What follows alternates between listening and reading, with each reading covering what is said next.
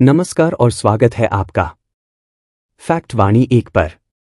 यहां हम खोलते हैं उन रहस्यों के द्वार जिन्हें सदियों से छिपाया गया, कभी शास्त्रों में, कभी मंदिरों में और कभी आपकी सोच से परे।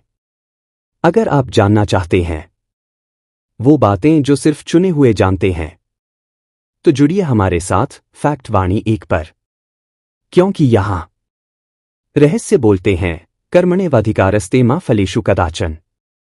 अर्थात तुम्हारा अधिकार केवल कर्म करने में है, फल पर नहीं। लेकिन हर कर्म का फल निश्चित होता है, जो संचित कर्म, पिछले कई जन्मों से जमा हुआ कर्म। प्रारब्ध कर्म, इस जन्म में जो भाग्य बना वह संचित कर्म का हिस्सा है।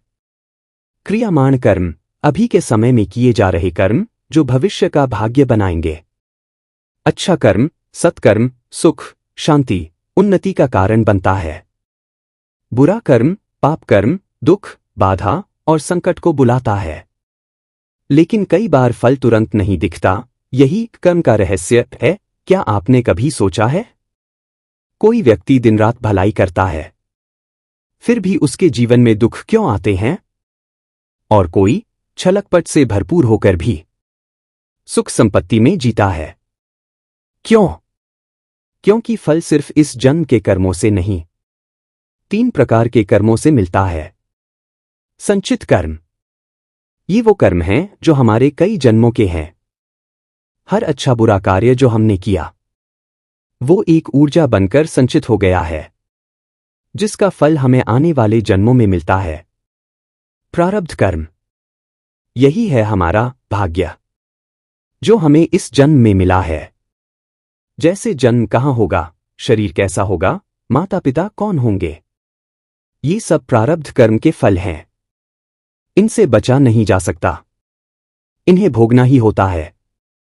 क्रियामाण कर्म, जो कर्म हम अभी कर रहे हैं वो भविष्य के फल तैयार कर रहा है। अभी का कर्म ही कल का प्रारब्ध बनेगा। इसलिए कहा गया है, कर्म करो, फल की चिंता मत करो। क्योंकि कर्म तो बीज है, फल समय आने पर अपने आप मिलेगा। कर्म एक ऊर्जा है, वो कभी नष्ट नहीं होती, बस समय आने पर प्रकट होती है। इसलिए जो हम सोचते हैं, जो हम कहते हैं और जो हम करते हैं, तीनों ही कर्म हैं। और इन्हीं के अनुसार मिलता है जीवन का हर सुख और दुख, हर विचार, हर भावना, हर क्रिया एक बीज है।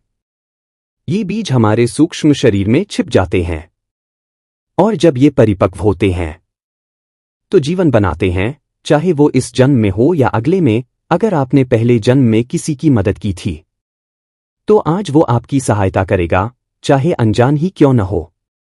अगर आपने छल किया था तो इस जन्म में उसका हिसाब मिलेगा। रूप बदलकर, समय बदलकर, पर परिणाम तय है। पुनर्जन्म तब तक चलता रहेगा जब तक कर्मों की गांठ नहीं खुलती।